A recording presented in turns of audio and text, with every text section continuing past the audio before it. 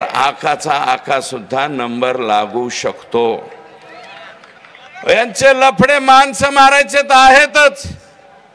अरे कोणत्या पद्धतीने तुम्ही संतोषला मारलं, ही कुठली पद्धत आहे? इतिहासामध्ये छत्रपती संभाजी राजांना ज्या पद्धतीने मारलं होतं, अतिशय हालहाल करून, हे पाहिलेलं आम्ही इतिहास आहे। मी बरोबरी करत नाही, करू शकणार नाही, कारण आमचा छत्रपती संभाजी राजाच होता 1800 लढाया जिंकणारा, 12 हत्तीचं बळ ज्याच्या भुजामध्ये होतं, तो छत्रपती संभाजी राजा आमचा होता। मी छत्रपती संभाजी राजांची तुलना करणार नाही, परंतु आमच्या लेकराने नेमकं तुमचं बिचारा काय बिघडवलं होतं?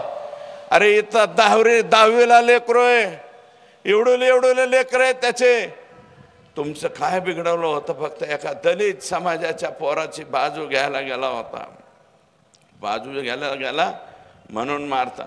आणि जर तो व्हिडिओ आकाला तर 100% दाखवलाच असेल संतोषच्या मारहाणीचा, पण आकाच्या आकाला दाखवला असेल आणि त्यांनी जर पाहिला असेल तर आकाचे आका कर लो जल्दी तयारी, हम निकले है जेलवारी, असं सुद्धा तुम्हाला करावं लागल।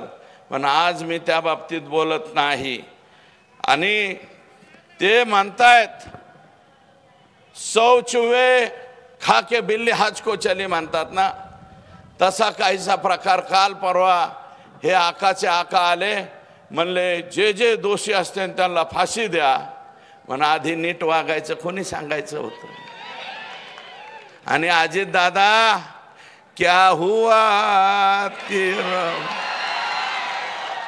तेरा वादा, अजित दादा तेरा वादा क्या हुआ रे? काय को इसको अंदर लिया? ये अंदर लेने क्या जैसा नहीं है। संगीत दिघोळे पासून त्यांच्या संतोष देशमुखापर्यंत हत्याचे बेरेज केले तर अजय दादा जरा हिशोब करा।